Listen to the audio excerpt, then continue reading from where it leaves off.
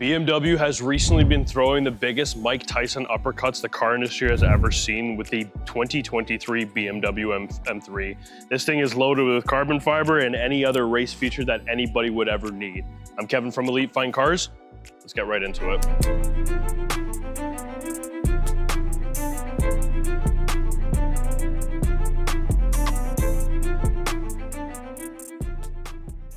The first thing I think anybody would have to talk about on this 2023 BMW M3, this is the G80.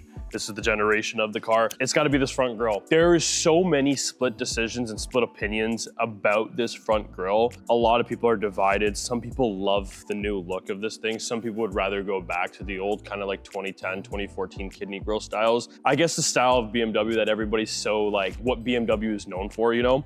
I would definitely go back to the kidney grills. I know it's one of those opinions that people will say, oh, you just don't like change. I love change, but I don't like this change, if I'm being honest. I think everything else about this car is absolutely spectacular with like how much carbon fiber is loaded on this car to make it absolutely weightless as opposed to other generations of this car. But just in my opinion, I think technology is getting in the way of the actual, I guess, like ambiance of this car, if that makes any sense. I think the one thing that completely throws me off is you have this like beautiful like grille look that's going all the way across, but then you have this massive parking sensor right here in the front. And I'm sorry, it looks completely stupid to me. I don't like it there. It would stare out at me like a sore thumb, and I don't personally like it. I wish they would go back to the old style kidney grills. But I think the nice part about it is BMW really stepped up their game with their whole front end look. I gotta say, the front end of this BMW looks far more meaner. Like, it looks like if you met it on the highway, he would gap you and you wouldn't even think twice about it, which I think is a really nice addition, especially for a BMW M3 competition. If you're looking to make proper competition on the road, I think this is really the car to go with. I guess your air vents here, the scoops for the air to the engine, it's all carbon fiber. You have a front lip here that's all carbon fiber all the way across. These beautiful BMW laser headlights. I think this design on them is absolutely stunning. What I would compare it to is actually Audi's like RS6, RS7. I love the headlight. I get the same kind of vibe from it. I think it really adds in just to make this car feel like a true actual race car, you know what I mean? I think this, when looking here on the side, like I was talking about the Porsche earlier, it has that classic BMW look. Like if you actually stand back and take a look at this car, it kind of has that overall classic BMW look. Like it doesn't matter if this is an M3 Comp or an M4 regular or just even like a 340i or a 550i.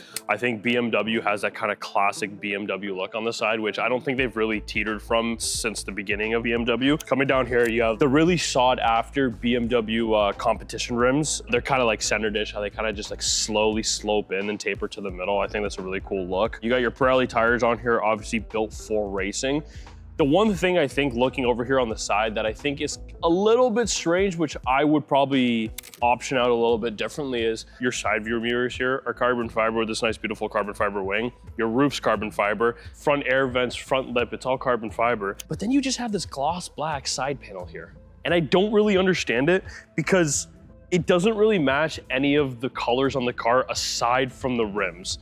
Like I get you have this black, which really matches the green, but having it down there kind of makes it look like a little bit of a dead space down there, which I don't know, to me, not really a big fan of it, but I think you can make do with it. You got your M3 competition badge on the front here, and then your gas tank right here on the back, which will bring us right to the back end of this vehicle. Like I was saying about the side of the car, I think the back also speaks for itself as well. It kind of has that classic BMW look.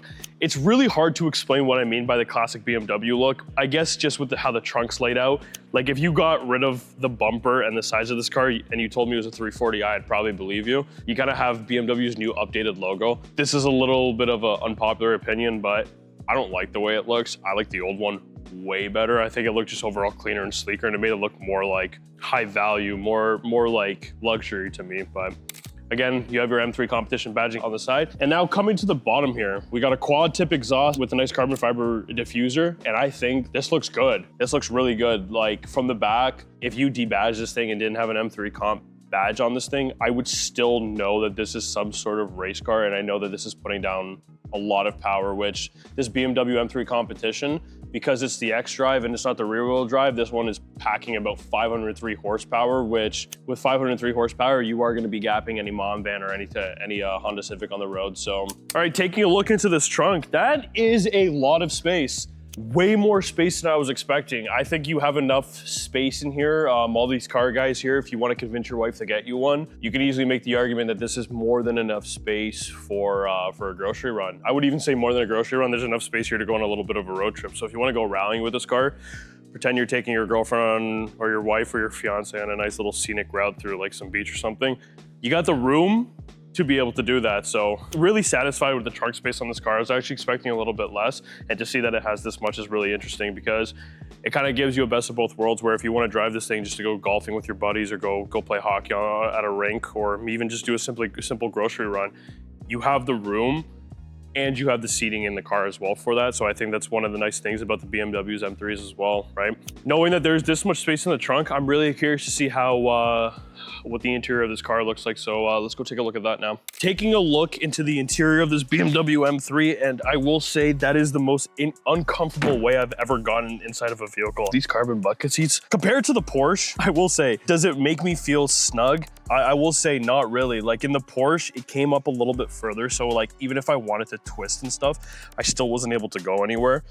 But with this one, I feel very flimsy. Like I'm not actually, like I feel the carbon bucket seats kind of hugging me. But the problem is, like, if I was taking a sharp turn, I feel myself already dragging and drifting out of the seat. So it's a tight curve, but I don't understand the curve. Second impression of the interior right off the hop is you have that nice, beautiful color that everybody sought after for the BMWs, and it's the Isles of the Man green. Nice color on the inside. I was expecting the same thing on the interior, but instead we unfortunately got this very strange orange interior. That's a little bit biased. I'm not a big fan of orange. I like yellow a lot better, which I think yellow would probably work well with that green as opposed to orange. But I would say the only thing right now for me that is the most uncomfortable thing right now is this little kind of crotch attachment they give you on the bucket seats.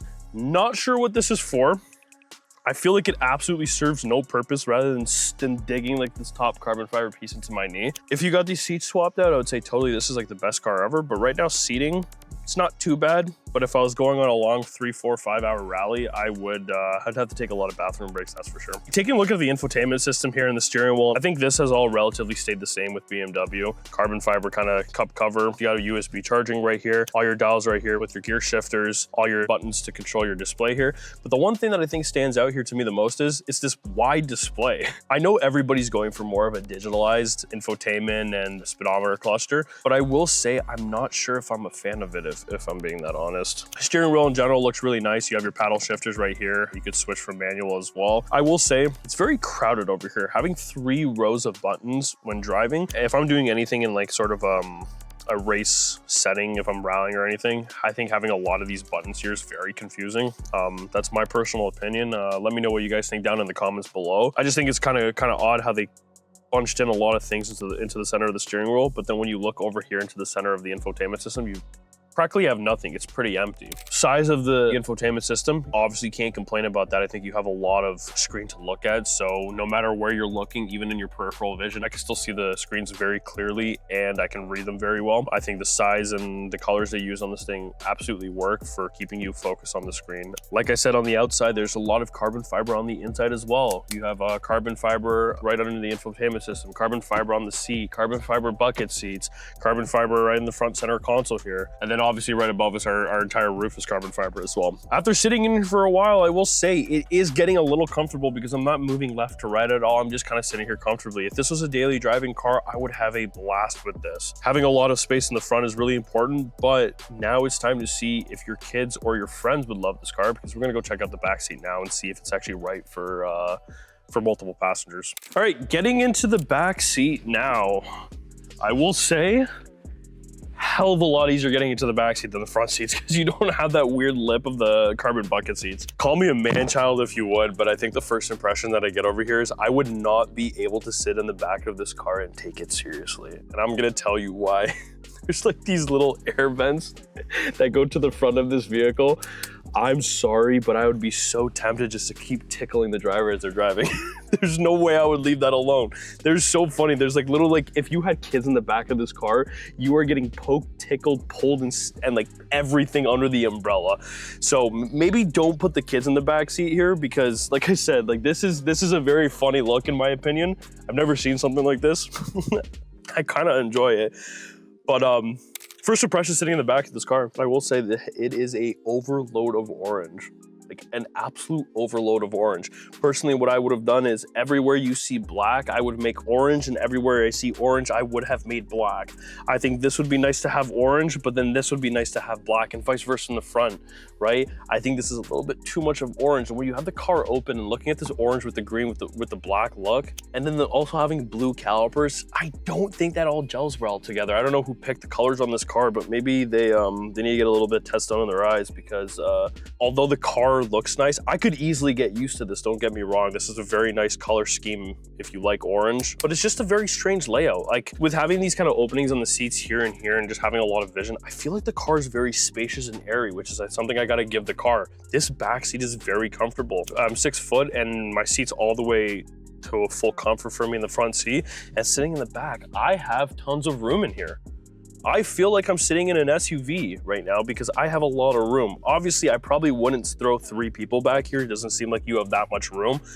But if you just had 2 people in the front, 2 people in the back, I'm telling you, you would have a very, very good experience on any road trip or any drive in this car. Overall, I gotta say, I gotta give it to the BMW that this competition package M3 really packs a punch. I think this is something that you could sell and you'd have a very happy customer with, especially someone with kids. Would they have a little fun tickling dad while he drives?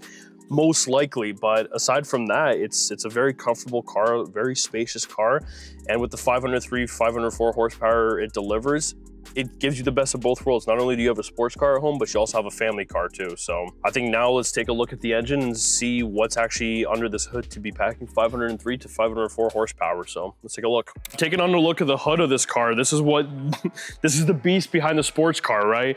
So this is actually the X-Drive. So this is the all-wheel drive portion. So I was a little bit wrong on something. This is actually the M-Power inline 6 turbo engine. So this one actually delivers about 523 to 524 horsepower to the wheel. Very clean engine. Me personally, I know they have the sway bars here for obviously extra added handling and whatnot. The one thing I've always disliked about BMWs is I like working on my own cars personally, but these cars always have so many covers to cover everything up. They don't want you seeing anything. I don't know what this whole trend is with all these nice sports cars and stuff, but they're covering the engines more and more every single year because they don't want you seeing something. I feel like they're gonna start switching out your car engines with like hamster wheels or something, and you won't even notice down the line. But overall looking, it's a very clean engine, looks very beautiful. I like the green really stands out in this engine bay. You have the nice BMW M-Power engine. Not really much to say about here because I'll be honest with you, if you're buying an M3 competition package with all this kind of covers and stuff like that, chances are you're not getting down and dirty with your socket set and fixing anything. Probably something that I would say is a plus in my mind, just from looking at the engine. A lot of your really important components are over here on the top, which I personally will favor about this car. I think it's very easy to access your light bulbs for your headlights here. You can see you have the heat sinks right here, which means they're really close access over there. Engine latching system on both ends to keep the hood down, which I think is really good for safety wise, especially if you want to be rallying this car. Another thing that stands out here, I look at the top of the engine, you have your alternator, your power steering, and then you also have your water pump there. Everything's relatively at the top here, which I think is something does go wrong, and BMWs are notoriously known for the water pumps going out. So I think having that all on the top there, and if you want to do that repair yourself, I think that's something that's really awesome that you could probably do it yourself, considering the alternator is literally in reaching distance right there. So really nice, beautiful engine bay, but I think the most important and prominent thing that everybody wants to hear is this thing start up, which so do I. So let's hop in real quick and let's hear this thing start.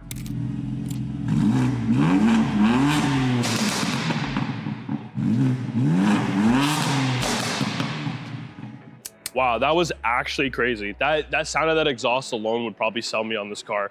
Now, I'm personally not a fan of this orange interior, but you might be. I'm a fan of this green on this BMW, but you might not be, and that is completely okay. There is somebody that needs this car because I'm telling you, this is the best of both worlds. This feels like a sports car, a family car, and a luxury car all in one, which is something that I think BMW knocked out of the park. It has a perfect level of carbon fiber, but it also has that perfect level of performance, which you hear in the exhaust, but it also has that also equally perfect level of space and comfort inside the car. If you want to take a family on a road trip somewhere to the beach, or maybe even go to a nice little getaway, I think this is the perfect car for it. This car coming in at about 70,000, I think is a very fair price point with what you're getting. There is a lot of carbon fiber and a powerful engine under this hood. As you heard from that exhaust, there's a lot to give with this car. It really packs a punch.